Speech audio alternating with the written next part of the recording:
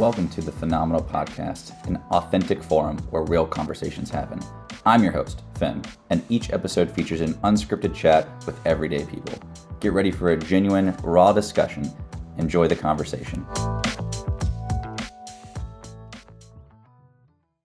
So we're live now, huh? We're live now. Yeah. And this is episode 25 of the Phenomenal Podcast. I have Michael Theobald on with me, and he just let me know that his wife's lucky number is episode 25. So we got some cool coincidences. I don't really believe in those, but good vibes here, man. Good vibes. Good vibes. Michael, tell us a little bit about yourself. Anything you want to say? Okay. Well, I am a physical therapist. I have been since 2015 when I finished school. Born and raised in Charlotte, North Carolina, but I consider myself kind of a Georgia native now.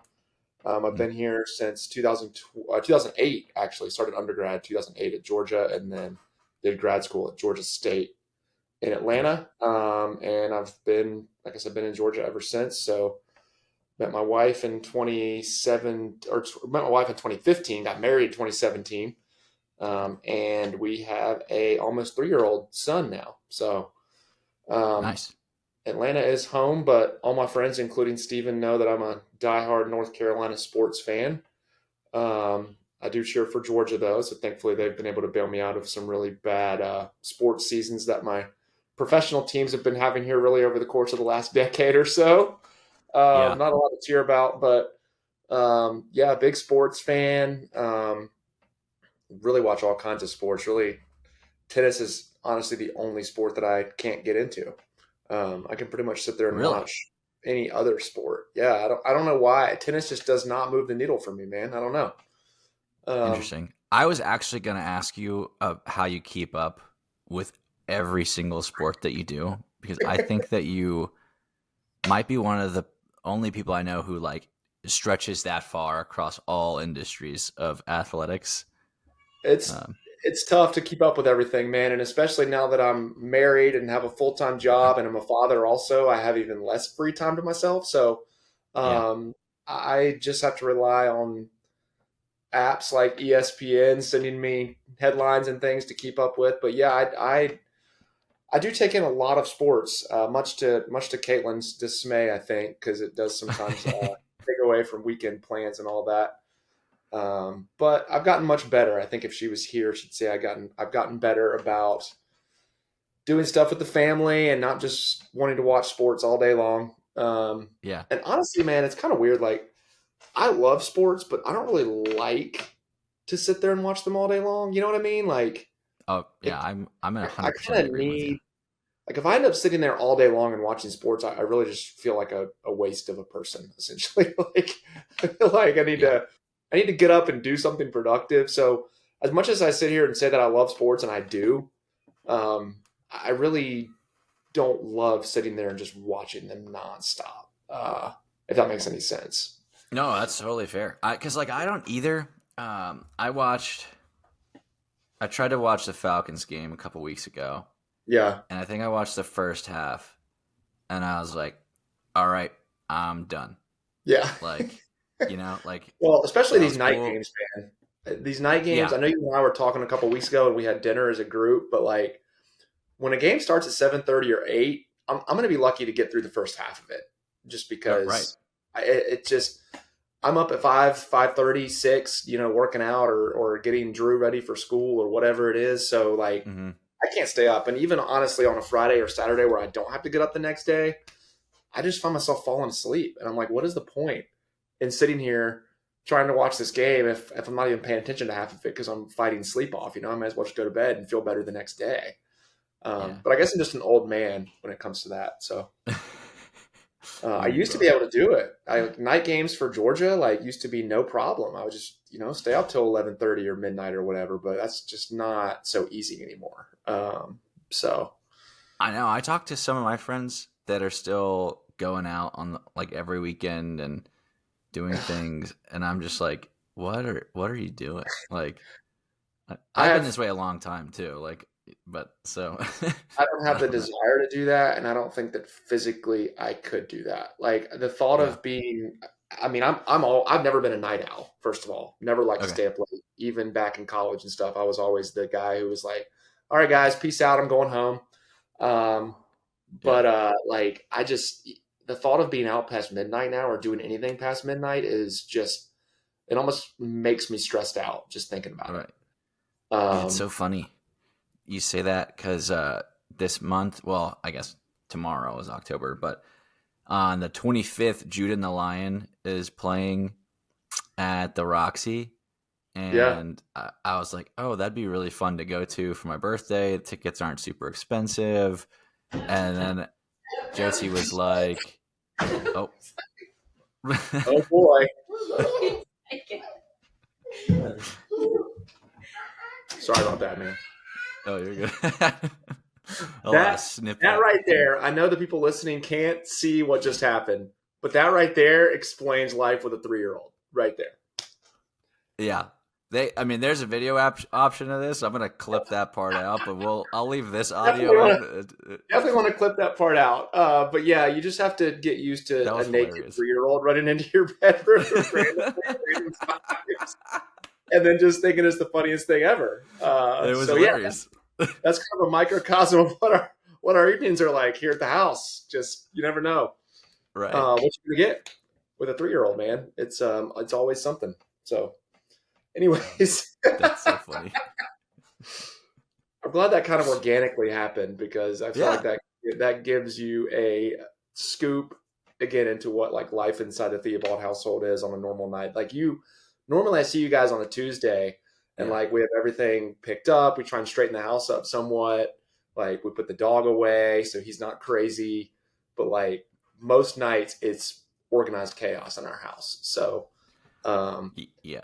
And I can't even imagine having imagine having a second or third kid. Like people do it obviously, and we'd be open to the idea ourselves. But like, it's just right now, just having one is all hands on deck.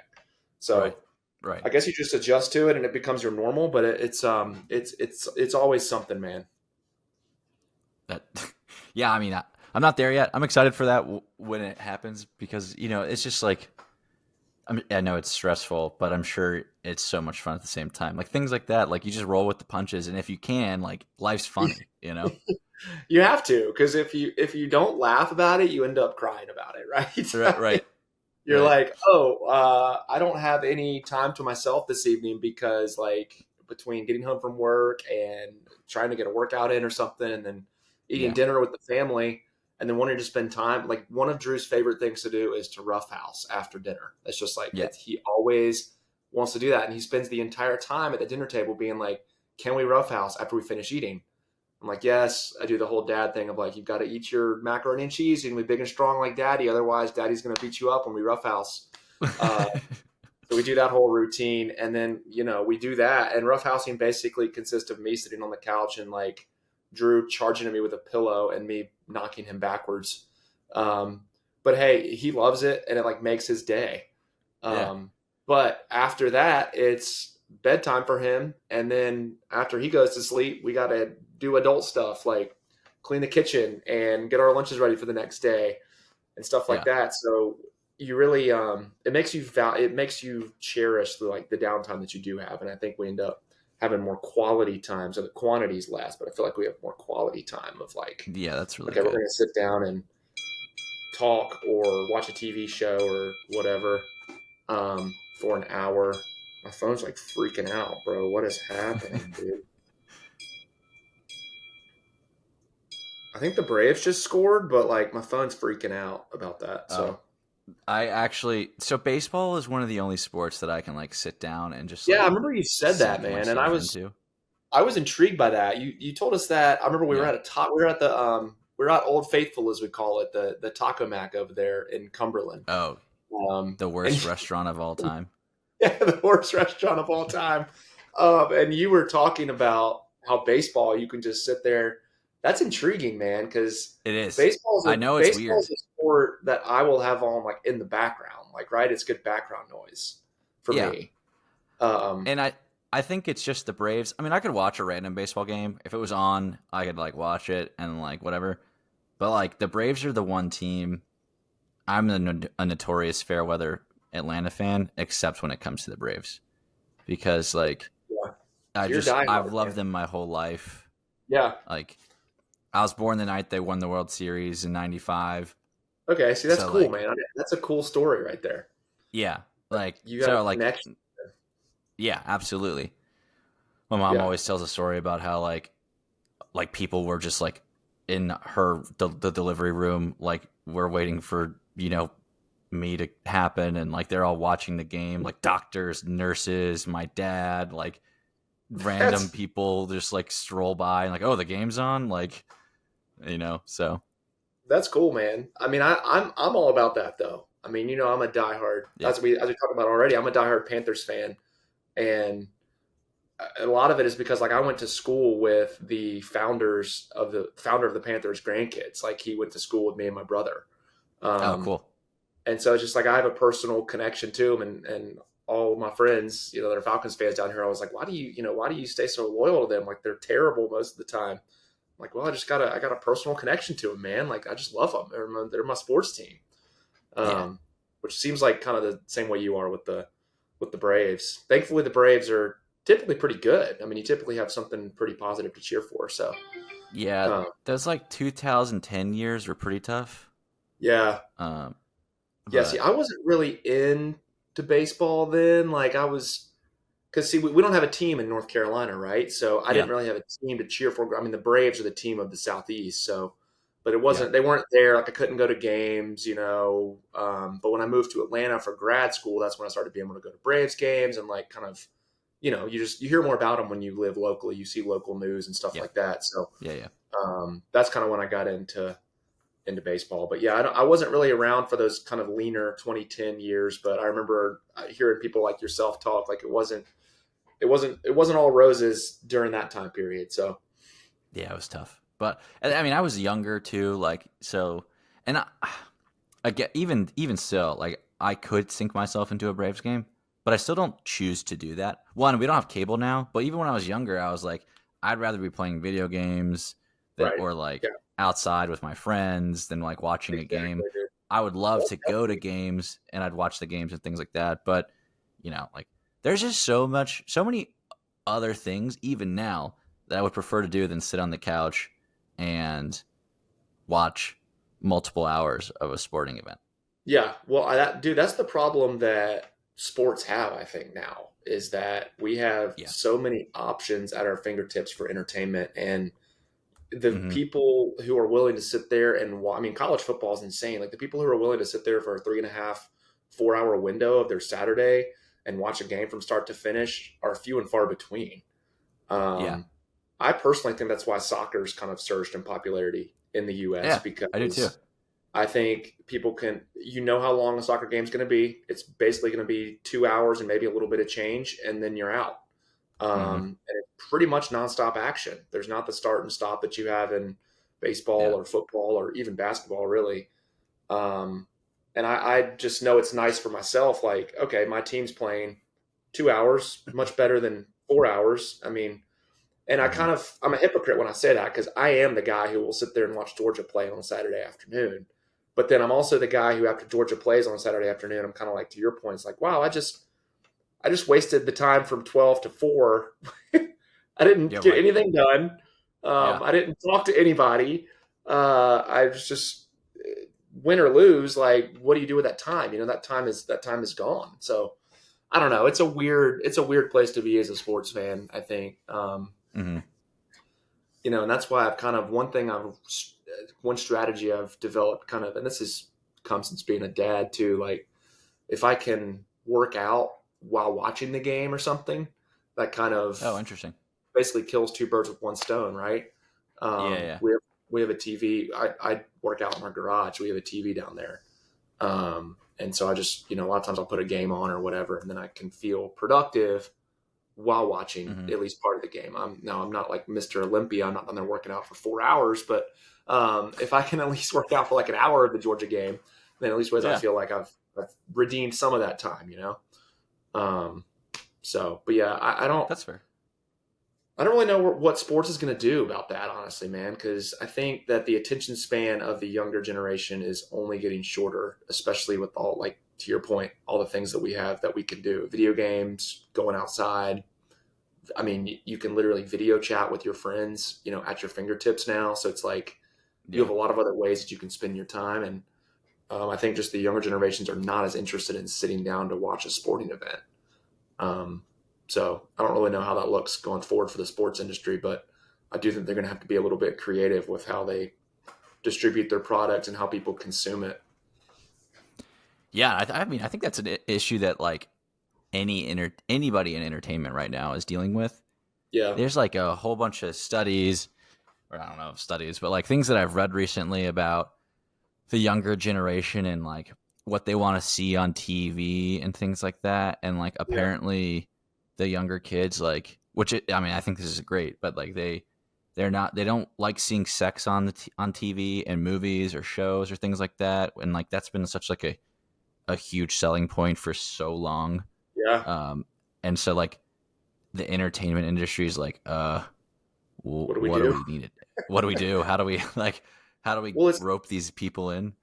It's interesting though, man, because you're right. And I do feel like the younger generation, I guess like Drew's generation, maybe even like the generation maybe a little bit older than him. Mm-hmm. I do feel like they're being more cognizant of just what they consume, whether it's media, whether it's food. I was reading somewhere that like the average, I guess it'd be Gen Z. Yeah, Gen Z would be drinking age at this point, but I think the average Gen Z consumes like 40% less alcohol than the average millennial, which I was kind of surprised to hear. I was kind of like, that's, I would never have guessed that, but it's because we know that, consuming large amounts of alcohol is not good for you. And Gen Z seems to be more aware of that. And so it's just, I think there's a lot of things that generation is going to be more aware of. To your point with media, like not necessarily like we know now from all the science and stuff, the dangers of pornography and like putting that into your body and consuming that. Right. I mean, it has a lot of the same effects that like drugs do on your addiction cycles and stuff like that. So, it'll be interesting. I think the generation is going to have its own set of issues, obviously, like every generation does. But I am excited for the fact that maybe they'll do a little bit better job of taking care of their bodies and things like that than maybe some of the millennials have, myself included. I mean, I was, basically given the world on a silver platter, essentially. And so I've never really, up until this point, had to really think about what I was eating, I've always had access to good healthcare and stuff like that. And I've been relatively healthy, but as you get older, you have to start thinking about those things. So I think a lot of millennials are kind of getting met with that at this point where it's like, wow, we can't just go eat fast food all the time anymore. We're getting older and our bodies are going to pay the price if we do that. So I think that even from 10 years ago to now, though, like the fast food quality has never been great. But I think even within the last 10 years, the quality of fast food has gotten like exponentially worse. Like just the things that they're putting into it and chemicals. Well, I know. Yeah, obviously that's like your wheelhouse, man, with all that stuff they're putting in the food. But obviously it's never been great, like you said. I mean, they've always put a bunch of crap in there, but you're right. I think now it's even worse, and a lot of and also maybe the ingredients are the same, but we're just learning more about how bad those ingredients are for our bodies and just for our well-being. Yeah. A lot of that stuff affects your mood, which is crazy. Oh yeah. A lot of those additives and stuff will literally make you feel depressed just by you consuming them and putting them in your body, which is wild. It's pretty crazy. And I think like everyone's like, oh, like I've cut out my fast food, I've done XYZ, but I still eat Chick-fil-A. And I used to be that way too. Yeah. But like even recently when I've had Chick-fil-A, like it doesn't taste good anymore. And I saw something comparing the ingredients in their chicken breast from a few years ago to now.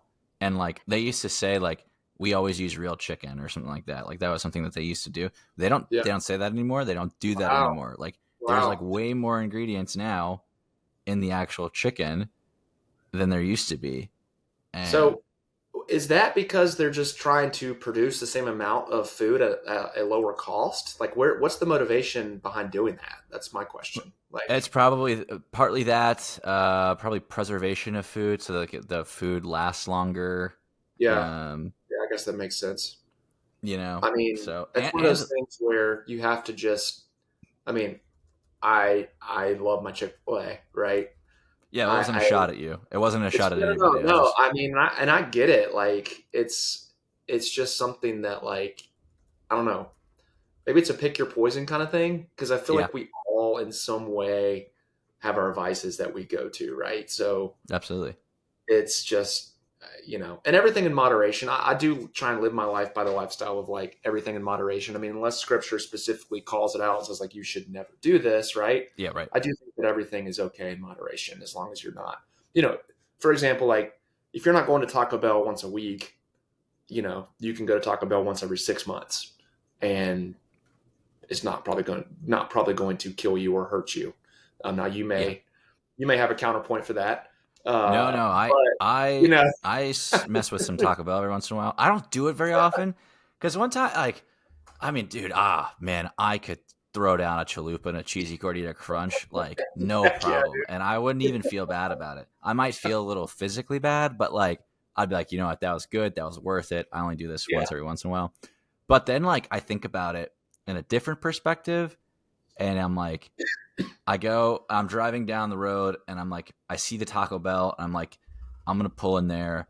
It's convenient, it's quick, and it's cheap.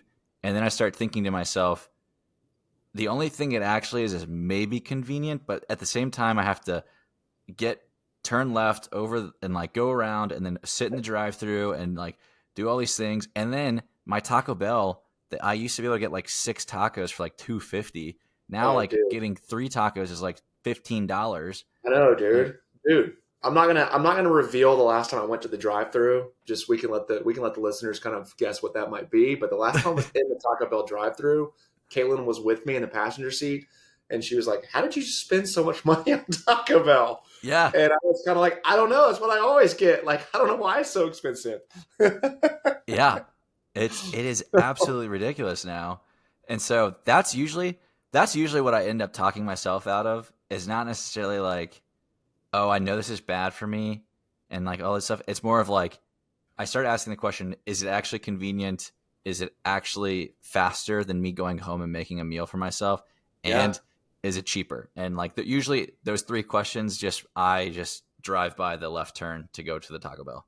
And that's So a good thing for you, man. And we just literally had this discussion at the dinner table tonight, because Caitlin has a girls' night on Friday night. And so Drew and I will be on our own. And so I was like, oh, I'll order pizza or whatever, and we can eat some pizza at the house. And then I was thinking, it would be way easier for me to just buy pizza ingredients, just make some homemade pizza for Drew and I on Friday night. Like, yeah, that's way more convenient. I don't have to worry. I mean, I don't have to worry about getting him in his car seat, getting him. We have to get out of the pizza place, walk in and get the pizza. Like, by the time you do all that kind right. of stuff, it's like, dude, you could have just made the pizza, and it probably is going to taste better, be better for you, Yeah. because you actually know like what kind of ingredients you're using. So yeah, that's Right. funny you And said I that because don't we know literally if just had he this will conversation. remember this yet. I mean, he's only almost 3, but like still that's an experience for him, like making the pizza at home. Yeah. Oh yeah, Like, absolutely. Yeah, and we've done that before, right? And it's fun. It's always oh fun. And yeah, so I just caught myself thinking out loud to Caitlin and to Drew, just like, you know what? No, we'll just make our own pizza at home on Friday night. Like there you that's go. way easier. Plus, like Friday nights are always tough for us anyway. I mean, we're tired and we just kind of don't want to do anything on Friday nights. And so the thought of having to, like I said, go back out and do that ends up being more of an inconvenience than just doing it at home. So no, I'm with you on Yeah. that, man. I definitely, it's become it's just, as again with the kids thing, like it's just more moving parts, it's more logistics, because they Right. just have to, no matter where you're going, especially because he's right now he's potty training, and so literally we have to take a little toilet with us in the back of the car because at any point he could be like, I got a potty, and then the alternative is him to just go all over the car seat, which you don't want that either. So Right. we got to get the potty in the back of the car. It's a whole production to go anywhere and do anything. So That's so it's funny. just much nicer to stay at home, especially on Friday. So Do you think that somehow trains them to think that there's going to be a toilet available for him like at all times? Probably, man. I mean, the thing I've learned with potty training, there are so many different philosophies of like this will work, this won't Yeah. work. You should do it this. It's just like everything else with parenting, right? You Right. just gotta. Right. I think you've got to know your kid. You've also got to know your lifestyle and kind of what fits for your lifestyle. Because if not, you're literally going to have paralysis by analysis because there's just so many different methods you can consume on it. But potty training specifically, I mean, I think I told the Bible study group, like we did the whole 3-day weekend thing where we just locked ourselves in the house and Drew runs around without clothes on. And the idea is that when he goes to the bathroom, he basically gets upset by the fact that he's going on himself. And so that trains them to like to put their, pee or poop in the potty. I know this is just what you want to talk about in your podcast, but no, that's fine. it's just so. Anyways, we did that, and we had friends that did it, and they swore by the fact like you do this for three days straight, and you won't have any problems. And Drew did well with it, but like he still has the occasional accident. He's not perfect, so. Did that method work 100% for him? No. Did it work 95%? Yeah. But then we also have to kind of sprinkle in other methods of kind of getting that last little bit, trained out of him. So, that's parenting for you though, in a nutshell. Like you can have the best laid plans and the best approach, and you can buy into a, philosophy X, Y, or Z. And then you may have to also bring in philosophy A, B, and C on top of that, so. Right. It's a constant what's the word I'm looking for? I guess like it's a constant testing of your resolve as a parent, like kind of being able to think on your feet and sticking to your guns as best you can when life throws you curveballs. So yeah, that's fair. And it's funny, like you have another kid and it can be completely different with the second one than it was with the first one. Yeah, no, I mean, we have so many friends, a lot of them that and they're like, yeah, the second one was just totally different from the first, and we're like, what? How is that even possible? Like, but you know what? They're human beings, and we're all different, man. And that's the reality of it. They're not little robots. They're not little machines. They're literally little people with their own personalities and their own likes and dislikes. So, we're all just different birds. Funny. It's good. It's a good. Speaking of which. Hey, we got clothes on this time. Yeah, we got clothes on. We got pajamas on. So yeah, but it's cool, man. It's cool to be a parent, and like it's so easy to think about how God sees us as literally little people. In your own kids, because Drew will do something that Caitlin and I are just like, why won't you just listen to us? It's so much easier if you just listen to us. And then we just have the perspective of like, wow, if God says the same thing to us, it's like, if you listen to me and do it my way, it'd be so much easier than what you guys are trying to do. So it's a humbling thing, but it's good. I think it's a good like process of sanctification for us, for sure, to like realize those things. So yeah, that's really cool.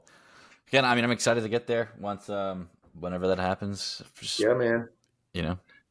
It is what it is. We'll wild ride. Buckle up.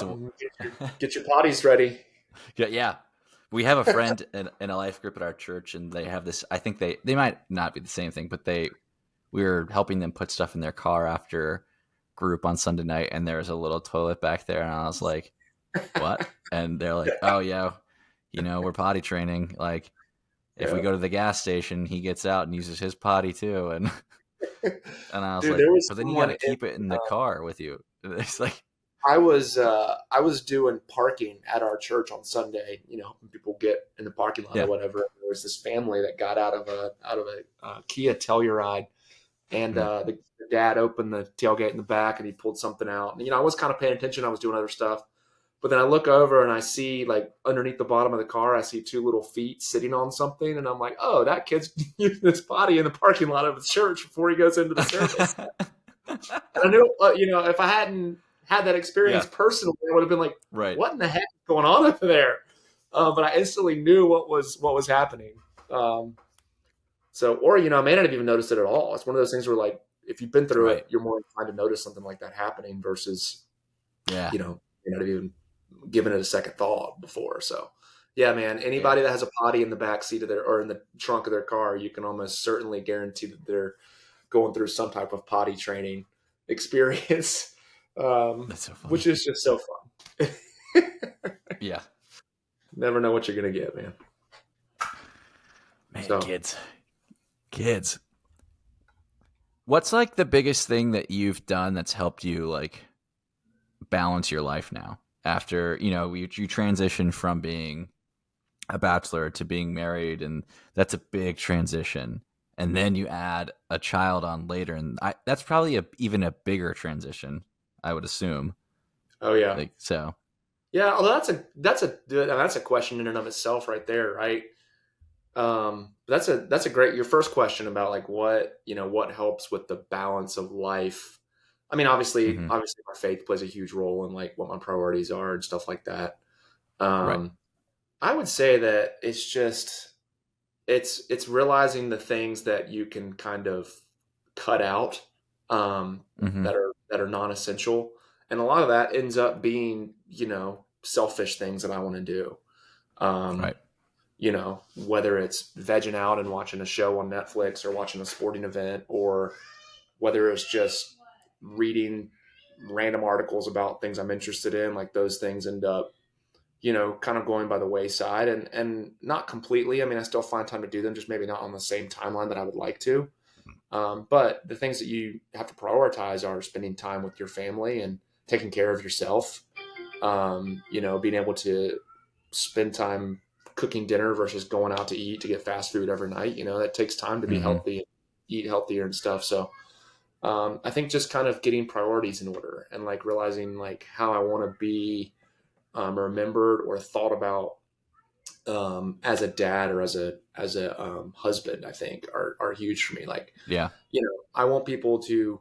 I think you get into this mode of like, okay, if you go to a funeral, like everyone's probably going to say nice things about 99% of people, right?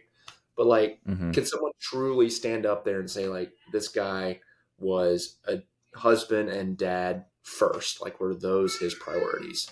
Um, Right. and that's kind of when I'm making decisions about like, well, I could do this or this. It's kind of like think that thought in the back of my head, I think, keeps me kind of motivated to try and keep my priorities straight. And I'm obviously not perfect about it, but Mm-hmm. that's kind of my goal, I guess, in life is to keep those things in that order. Faith, and then obviously being a husband and then being a dad, typically in that order is the things I have to keep kind of stacked up. So, but it's hard, man. It really is hard. I mean, like we were talking about when I first came on, I mean, there are days where I get home from work and I'm just like, man, I just want to veg out. Yeah. Like, Yeah. Right. I've been working with patients all day. I'm tired. I'm maybe frustrated about something that happened at work today. And I just want to unplug, and you just have to kind of fight the urge to do that. Because when you're a bachelor, you can do that, or even when you're Yeah. just married with no kids, you can somewhat do that, But when you've got a kid, man, I mean, they are just like they want your attention. Um, Mm-hmm. Caitlin tells me about there's a country song. I think it's called "Front Door Famous." I'm not sure who it's by, but that's what I feel like when I come in the house. Oh I'm yeah. sure just I'm a celebrity when I walk in the house every day, which is so cool. And I don't want to Yeah. waste. I don't want to waste that opportunity to be that celebrity for him, right? Right. Because there are so many dads that are just like, yeah, go play with yourself or whatever, but just doing stuff like I explained to you earlier, like just roughhousing after dinner. I mean, that just makes him so Mm-hmm. happy. And I have those memories of doing that stuff with my dad growing up. And I want him to be able to have those same kind of memories. So, I guess that kind of answers the question, maybe in a little bit of a roundabout way. Yeah. Um, No, I hear you. just kind of trying to find balance. I have to be disciplined about taking care of myself, whether that's working out or saying Mm-hmm. no to things. Mm-hmm. It's kind of weird. I'm like saying no is hard for me in some cases, but also really easy for me. So I have to really like be intentional about my no's, if that makes any sense. Like, Yeah. because being an introvert by nature, like typically, and Caitlin would definitely attest to this if she was in here. My first reaction to being invited to a social event is no. Like, I don't want to do that. I want to stay at home. Um, But I really am typically fulfilled when we actually go out and do things like that with friends, whether it's dinner or just going to hang out at a park or whatever. But at the same time, like knowing myself and being an introvert, I can't overextend myself or I'm not going to be the best version of myself. So I've got to be really Yeah. intentional with my no's and my yeses, just like what I can handle, what I can't, when I need time to recharge, being introspective and knowing that about myself. Like, and that's been something Caitlin's had to accept, I mean, really, Right. she has to be okay with me saying no to things to understand. I mean, she's an extrovert. She loves doing stuff. And if she had her way, she'd be go doing social stuff all the time. Mm-hmm. And she wants me to do that stuff with her, but she also understands like he needs time to just chill sometimes. And that's just how I am as a person. So, because if I don't, Yeah. it's that whole thing where like it's like the oxygen mask in the airplane, right? If you don't Right. put on your own oxygen mask first, you can't take care of the people around you, and that's kind of how I have to feel about filling my schedule and filling my time. If I'm overextended to the point where I'm stressed out and anxious all the time, I can't be the best Mm-hmm. version of myself at home. And so I have to know that about myself. So Yeah, that's really good. It's huge. And I had a similar conversation with Josie last night, actually, when we're getting in bed. And like, I've been setting my alarm for 4:45 every morning recently. And when she gets up for work, she gets up at 5:20 or something like that. And she asked me last night, she was like, "Why do you have to set your alarm for 4:45 when mine's set for 5:10?" And I was like, because that 25 minutes alone is pivotal for me yeah, as an yeah, individual. yeah, Because like the morning time is the only time that I have that I've recognized is the only time that I have where I am just like alone.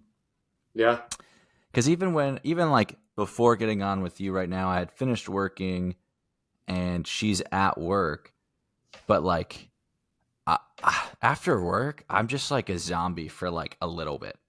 yeah, It takes me a second to switch over from, I just had to think super critically about something for 8 hours straight. yeah. And now my brain's just like, hey, like, I don't want to do anything for a little bit. Yeah. And then you Well, start it's doing healthy something to else. know It's that like, about yourself. yeah, it's a I very recent realization, but yeah, it's been How really did good. Josie how did Josie take that when you told her that you needed that 20 minutes in the morning? Like, I think she knew what my answer was going to be. And so like her love language is quality time. So like yeah, she just loves to spend time with me. And I love that about her. yeah, And I am more extroverted than introverted, but I do know that there is that part of me that needs the time to myself so that I yeah. can be the best when I am out and about. I'll be honest Uh, with you, man. I think even and I have no research to back this up. I'm not a psychologist by any means, but I'm willing to yeah, bet that even the most extroverted of extroverts, whether they realize it themselves or not, that they could benefit from time just to be by themselves and recharge. I think everybody can I, benefit I from that. yeah, I do too. I I do know too. there'd be people who would say, absolutely not. I hate being by myself. I don't like that. But that's just, again, no research whatsoever, no expertise in the field. But that's just my own personal opinion and belief. I feel like everybody needs some time just to kind of be and exist. We don't have enough of that in our culture today. I mean, we're Yeah, always on, you know? Somebody, right, I mean, if we're by ourselves, we have our phones on us and someone's usually talking to us, right? right, Texting us, calling us, right. whatever. We don't have a lot of time where it's just like us. Um, and that's huge. And I think if again, a whole other topic entirely, but if you wanted to get into the whole mental health crisis that we're having in America right Yeah, now, I feel like a lot of yeah, that, just the stress and anxiety that we feel as a society come from that. I mean, there's just so much buzz, so much noise around us all the time. Um, and I mean, I'm guilty of just going right along with it myself, right? But I'm hmm with you, man. The mornings are so I mean, Caitlin is not a morning person, and she works from home most of the time. So like, she literally can roll out of bed at 8:15 and just jump on her computer, and she's good to go, right? So we don't really have that issue. Like when my alarm goes off, she's typically able to go back to sleep. It's a little bit different now with Drew because we have to get him ready for school and stuff. But I love the mornings when I wake up and the house is quiet and I'm eating breakfast or whatever. I can read my Bible or read the news or. It's just my time to kind of be, and it's quiet. And nobody needs my attention. Nobody needs me. And it's great. And I've always been that way, but I've definitely realized that as a dad, I need that so much because, again, to my point earlier, like it all comes full circle. From the time I set foot inside my house in the afternoon, like I have to be on. It's either Caitlin or Drew that needs me to step up. And I don't really get a break until about now every day. When Drew goes to bed. And even then, like I said, I got to go downstairs and clean the kitchen. You guys have heard me in Bible study say, like, I got to get home by 9 o'clock because that's my job. Caitlin does all the cooking and I do all the cleaning. I got to get all those dishes done. So it's just, it never stops. But I have found that like, smooth jazz really relaxes me. So like sometimes while I'm cleaning the kitchen or whatever, I'll put on some contemporary smooth jazz or whatever, and just kind of zone out. Because cleaning dishes can be a mindless, I should say, activity. So, but it's finding those little pockets, those little ways to unplug. I think are just so key and so important. Yeah, so, my new routine in the morning is I get up, I go find my headphones wherever I left them last. Sometimes it's in the other room, sometimes they're downstairs. Wherever, go find them. Plug them in. I put my daily devotion, like Bible reading, on the audio and listen to it. And I actually do the dishes in the morning at 4:45. There you go. Like unload the dishwasher, load the dishwasher, do whatever. So like when we eat the night before, we just put everything in the sink, and then I take care of it in the morning. And I accomplish a mindless but somewhat tedious task. It's not like actually tedious, but it's just like one of those things like, I don't really want to do the dishes. Right. But doing that every morning while listening to my Bible and then taking some time to journal and then usually going to the gym has revitalized me as an individual and as a man. Like I just feel more in tune with who I am as a man, as the man that God wanted me to be. That's cool. How did you so journaling, how disciplined are you with that? Do you do it pretty much every day? I would say I've gotten to the point where I average probably 5.5 days a week. That's awesome, journaling. Because I cannot tell you the number of times that I've said to myself, I'm going to start journaling because I know how good it is for me. And then I last like 3 days and I stop. I mean, it's just a habit that I have struggled so much to actually be consistent with. My journaling is more, I actually just write out my prayers in the morning, and that's what I consider journaling. But it's at the same time, it's really easy to see, like, I'm praying for these specific things every single day. And it's really easy to go up and like just read through them and things like that. That's cool. No, that's really cool, but man. I've always, every time I hear, like, I'll listen to a podcast, I'll be like, you should try this new revolutionary way of journaling. And I'm like, that sounds great. That sounds cool. Or like, I'm an Apple junkie. Like I love Apple stuff. So like they come out with a journal app a couple years ago and I'm like, oh, this is going to change my life. It's going to make journaling so much easier. And I stick with it for like 3 days. And then I'm like, just not feeling it. So I don't know why I've never been able to get into that habit, man, but I know it's so good for me. I just need to, like I said, for like the 15th time here, I just need to recommit to it and just see how it goes. But it's kind of tough. Like you just sit there and write. And I use my iPad. I don't write in a journal. I write on the iPad. Yeah. That's fine. But I have always been so much more focused in my prayers when I write them out. Sometimes if I didn't do it before I went to the gym, I'll go sit in the sauna and I'll type it in a note on my phone. It's not quite the same to me. I don't get the same as actually writing it out, but it's still like my thoughts when I'm typing or I'm writing my thoughts, I stay in stream of consciousness easier. Yeah. Well, and that's, there's science to prove that, right? That's so good. Caitlin's really good about reminding me. She is a big list person. And so For her, if she has a to-do list, like the act of crossing things off of her to-do list is so empowering.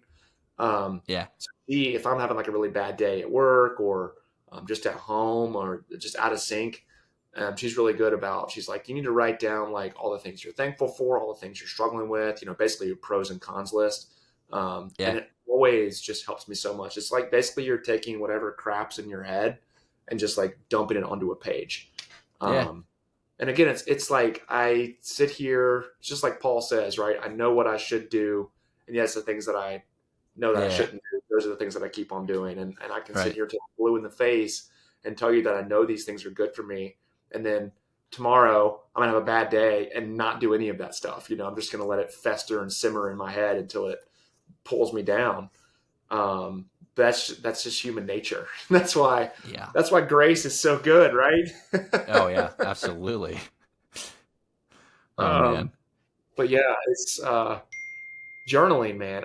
You know what? I need to just get into that. I got to do it. I got to get back into it because I'm good about reading my Bible, pretty good about praying. Journaling is definitely the piece that I think if you talk to a lot of like quote unquote mature Christians, that's the piece that I probably struggle with the most out of those things. So, kudos to you for being so disciplined about it. That's huge, man. That's big time. It's definitely been a game changer for me. And I've done it my whole life. Like I've always written things out. But recently I've been very disciplined about actually like doing it. And there's some days where I don't do it. And I'm like, I'm too, like on Sunday, the past couple Sundays, I've been up in the morning and I've been like, I'm going to church. I'm not going to journal this morning. I have other things to do. And that is such a cop out. Like, I should still sit there and do it. But I'm like, at least I'm going to be in some type of corporate, like worship setting, type of thing. But it's really easy to justify not doing something. Oh, it is, man. And it creeps up on you because those little subtle things too. And then for me, it just becomes like, oh, you're going to church today. It could be like reading my Bible, right? Like, oh, you're going to be in church today. It's fine. Then the next day it's like, oh, you have community group tonight. It's fine. Next day it's like, you have Bible study tonight. It's fine. And then by the time you realize that you've missed 3 days of being in the Word. So, it's fighting those little battles, I think, every day of where the enemy wants to kind of get us in the corner and say, okay, I've got you now. Now you're going to stay there. And we gotta fight against that every little day, man. It's crazy though. It's crazy. Those small little things, how quickly they can add up. It's just like, in my profession, I always use the analogy of like, we lose 3 days of strength for every day that we are, not moving a muscle essentially. Yeah. How strong would we all be if we could gain muscle strength that quickly? And the same thing is true for our habits, man. It's so easy to lose a bad habit, yet it's so hard to break a bad habit, or, the other way around would be it's so hard to build a good habit. So easy to build a bad habit.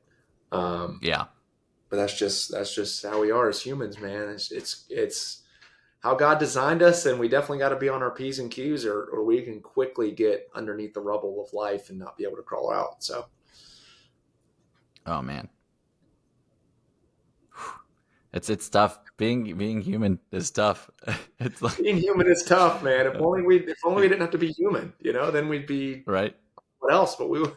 But there's so many joys in being human, man. Like being a husband, I know. Being a father, like you'll find out one day, yeah. It's just the little things that we need to be thankful for. But it's definitely a testament to, I think, whenever I can go to bed at the end of the day and like lay my head on the pillow and say, okay, I truly feel like I've, been the man that God called me to be today. That is when I have the best sleep, I may not have gotten to the gym that day. I may have decided to spend time with my family instead, or what have you. It could be different every day, right? But that's kind of the conversation I like to have with myself. It's like, have I been the man that kind of God wants me to be today?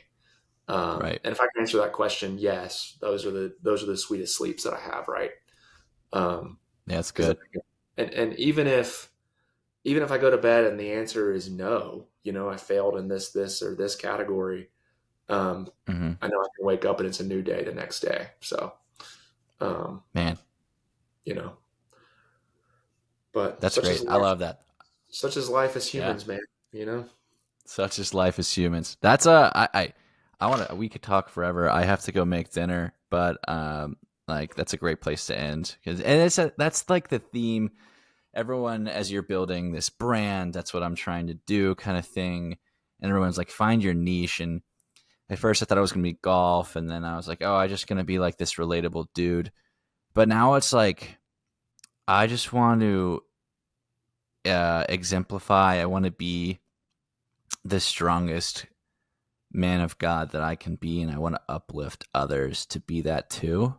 That's great. And man. Any content that I make, I want it to be relatable. I don't want to shy away from being an average dude and like alienating people because I'm just a super crazy spiritual person or anything like that. But right. At the same time, like, yeah, like, but I've always struggled with that, especially since I went to college. I just like didn't want to be too spiritual when it's not necessarily necessary. I don't know if that makes sense, but like I just feel like there's a time and a place, and sometimes you don't need to be this holy rolling Bible thumper all the time. I think being relatable is the biggest thing, man. What people want more than anything is to feel like people understand them. And so I feel like if you're relatable, but then I'm not saying you like push your faith to the back and make it like a postscript or whatever. Like you're relatable and you make sure that you talk about your faith, kind of like what this podcast has been, right? We didn't come into this with like, okay, we're going to talk about Jesus, but we have a lot. And so I feel like that's just who we are.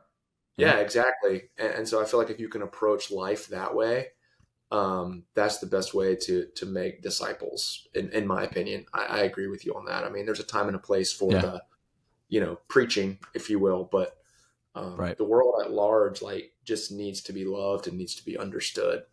And as long as we're not compromising our morals while we do that, I think that's key. So that's 100% right. And your whole thing, like, you go to bed and you take stock on how your day went. And were you the best man that you could be? Yes, that's awesome. No, you know what? That stinks, but it's still okay because there's grace and God still loves me. And I do get to wake up tomorrow and try again. That's right. And so, that's great. Yeah. Yeah.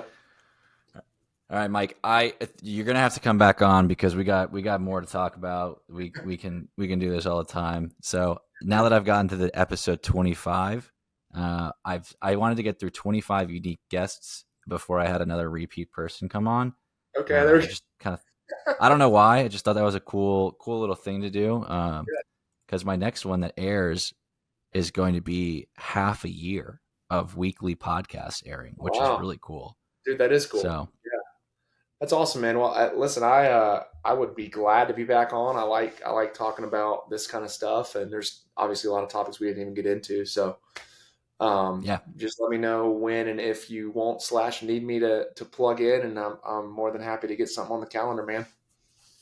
I love it. Thanks so much, man. I hope you enjoy your dishes and your jazz. I hope that you get to do that tonight. I'm definitely going to go do that, man. As soon as we get off here. Yeah, I've already been thinking about it. Ever since I had that comment. It's like, tonight's definitely a jazz night. So. Oh, I love that. I love that. Enjoy it, dude. Thanks, man. We'll talk soon. Yeah, absolutely.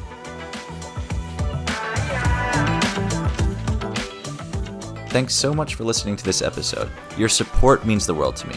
If you enjoyed this podcast, make sure to follow on whatever platform you're listening on and send it to a friend. If you're on Spotify or Apple Podcasts, please leave a review. They really help boost my exposure. If you're on YouTube, make sure that you're subscribed and liking every video. It really helps the algorithm. Links to all my and my guest socials, along with music credits, are in the show notes. Thanks so much. Love y'all. Bye.